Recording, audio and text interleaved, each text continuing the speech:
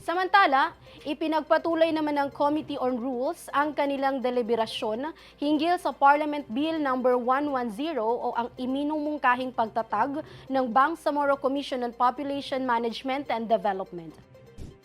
Nilalayo ng panukala na magkaroon ng pangunahing ahensya na magrerekomenda, magpaplano, magpapatupad at mamamahala sa mga programa at polisiya na may kinalaman sa populasyon.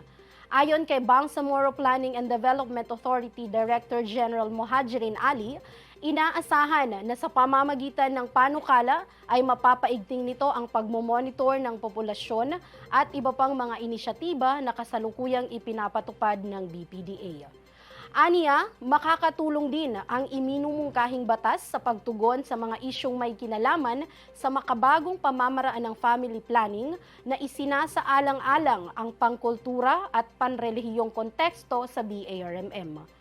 Tiniyak naman ni Committee Chair Attorney Sha Ilaiha Dumama Alba na bibigyang prioridad ng komite ang panukala at ipagpapatuloy ang kanilang pagpupulong upang mas mapabuti ang mungkahing batas bago isumite sa plenaryo.